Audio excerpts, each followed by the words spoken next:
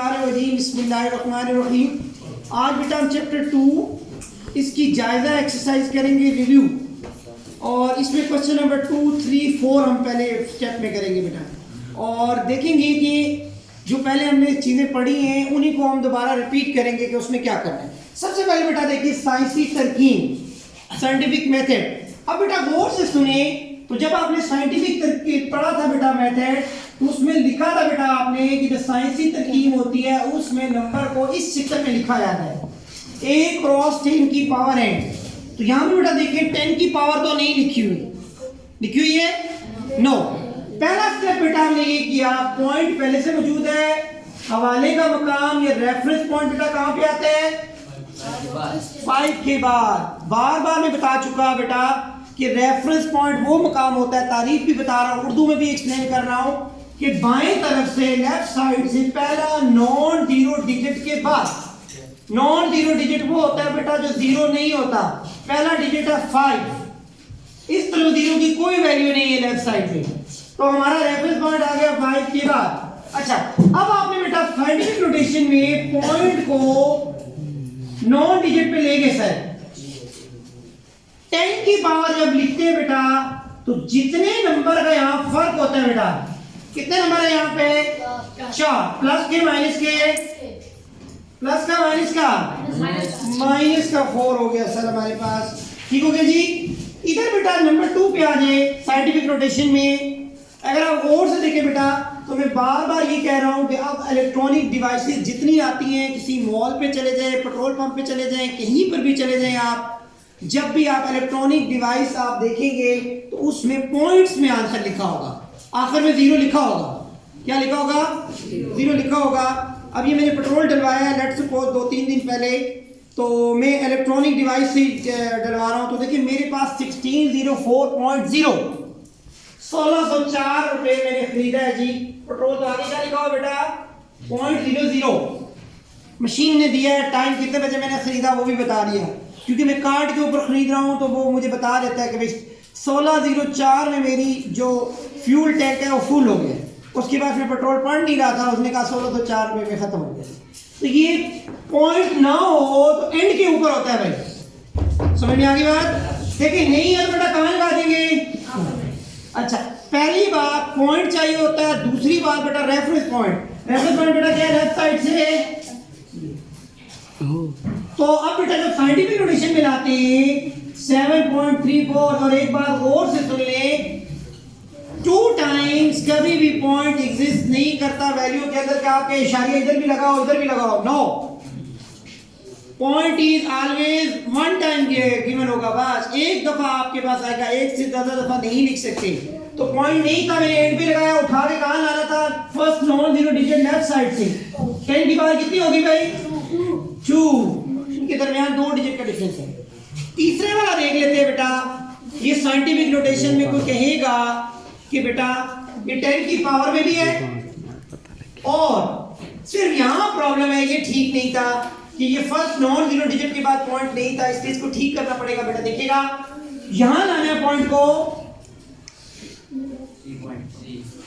10 की पावर कितनी होगी, ये क्योंकि एक डिजिट आपने उठाया तो ये माइनस वाले बेटा पहले से कितने हैं 3, तो आप इसको सिंपलीफाई करोगे, फर्स्ट इंप्लाइज सेकंड इंप्लाइज 10 की पावर -1, और बेटा इसको एक जगह प्लग कर लो +3, तो अब इसको लिख देंगे बेटा 3.3 10 की पावर +2। तो ये फर्स्ट क्वेश्चन हमारा फिनिश हो गया बेटा।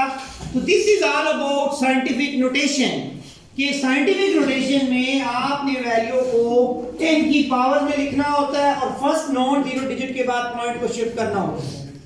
अब जो नेक्स्ट स्टेप है बेटा, इसको बोलते हैं ऑर्डिनरी नोटेशन। इसमें जो मेन पॉइंट था बेटा, जब पावर होगी पॉजिटिव, पावर होगी पॉजिटिव, तो देखें 2 पॉइंट कुछ भी नहीं छेड़ेंगे बेटा, पॉइंट के बाद अगर पॉजिटिव हो काउंट करना शुरू करें, पहला डिजिट 6 है, एक जीरो कंप्लीट हो गया, 3 जीरो लगाने थे, आगे डिजिट नहीं है तो 2 जीरो और लगा ले, पॉइंट के बाद वो एक डिजिट ऑलरेडी गिवन है, 2 और पूरे कर ले, 3 डिजिट पूरे हो गए, तो ये आपके पास क्या हो गया है,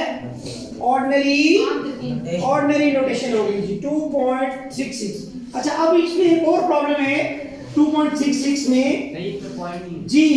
इसमें जो पॉइंट है ना, जब हम इसे शिफ्ट करते हैं बेटा तो ये क्या हो गया, यहाँ पे खत्म हो जाए, फिनिशिंग। अच्छा इधर इसी तरह देखिए 8.794। जब बेटा हम इसमें देखेंगे तो ये वैल्यू क्या है बेटा हमारे पास, नेगेटिव। तो 8794 बेटा लिखेंगे। पॉइंट के बाद रिवर्स में काउंट करेंगे, जितने डिजिट है पहला डिजिट ये आ गया 1 2 3 4, फिर काउंट रिवर्स में चलेंगे और अपने कितने डिजिट पड़ेंगे, 4 नेगेटिव 4 लिखा था -4, तो बेटा ये भी काउंट होता है 8 के मतलब एक डिजिट ये हो गया और 3 और जीरो लगा दिए तो ये -4 हो गया। समझ में आ गई बात? ये हो गई हमारे पास ऑर्डिनरी नोटेशन। इसी तरीके से बेटा इधर पॉइंट बताएं कहां पे है, 6 में, शाबाश। 9 हो तो कहां होता है, आखिर में। तो जब आपने आखिर में बेटा यहां मौजूद है, इधर चलेंगे, पहला डिजिट ये हो गया 1 2 3 4 5 6, कितने जीरो लगा दिए आपने, 5, कितने लगा दिए, 6। छठा क्यों हो गया, छठा बेटा ये खुद हो गया, देखिए ना 6 है, कुछ भी ना हो तो पॉइंट एंड पे होता है। जब हम किसी को 230 रुपए देते हैं, 230 रुपए, ठीक है, तो हम आम जबान में कहते हैं बेटा 230 रुपए, लेकिन जब मशीन की लैंग्वेज में कहेंगे, कंप्यूटराइज निकालेंगे तो वो यूं लिखेगा 2.330।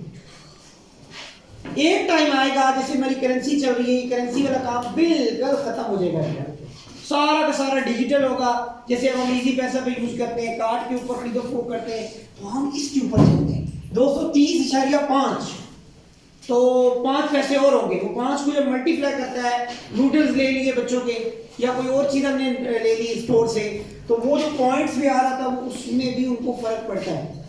अब किसको फर्क पड़ता है बेटा, जिसकी 1 लाख प्रोडक्ट डेली बिक जाती है, 2 लाख प्रोडक्ट बिक जाती है, वो 0.5 पेट्रोल पंप वाले से पूछें कि 254 पेट्रोल है, तो वो कहता है 254.5 चार्ज कर दें, तो वो कहता है मैंने 35,000 लीटर बेचना है। 35,000 लीटर के साथ जब हम मल्टीप्लाई करेंगे तो उसको पैसे बचेंगे, उसको तो 1 रुपये का भी मुनाफा मिलेगा लाजमी। अच्छा जी, इसी तरीके से बेटा यहाँ तक कंप्लीट हो गया। अब आ जाए सर लॉगरिथम की शक्ल में लिखें, किसकी शक्ल में लिखें, लॉगरिथम की शक्ल में लिखें। देखो बेटा लॉगरिथम में आपने बेटा ये पढ़ा था, a की पावर y बराबर अगर x हो, मैंने बताया होगा जब मैंने लॉगरिथम की डेफिनेशन पढ़ाई होगी, मैंने कहा होगा अगर ये वाली शक्ल हो बेटा, उसको लॉगरिथम में लेके जाना हो, लॉग बेस बेस ही रहेगी और ये ऐसे लिखेंगे, ऐसे लिखा था। इसको x का y का लॉगरिथम कहते हैं। अब वो ये कह रहे हैं कि मैंने आपको ये वाली फॉर्म दे दी है, आप इसकी लॉगरिथमिक शक्ल बनाएं, तो बेटा लॉगरिथमिक शक्ल बना रहे हैं, लॉग बेस बेस ही रहेगी बेटा, 2187 इक्वल टू 7। देखिए उसको डेफिनेशन को, रियल नंबर का लॉगरिथम की डेफिनेशन है एक्सपोनेंशियल फॉर्म और लॉगरिथमिक फॉर्म, लॉगरिथमिक फॉर्म है एक्सपोनेंशियल। अगेन इसी तरीके से लॉग बेस बेस ही रहेगी, जो कुछ राइट साइड पे वो आगे आ जाएगा लॉग के, और जो पावर थी बेटा वो राइट साइड पे लिखेंगे। तो this is all about logarithmic form. Logarithmic form का मतलब बेटा क्या है, जिसमें लॉगरिथम नजर आ रहा हो, लॉगरिथम लिखा हुआ हो। देखिए बेटा लॉग बेस क्या है 12, राइट साइड पे क्या 144, और वो जो पावर थी बेटा 2 वो राइट साइड पे आप लिख दें। तो ये जो शक्ल आपके पास आ गई है बेटा, ये कौन सी शक्ल आ गई है, लॉगरिथमिक शक्ल। शुक्रिया।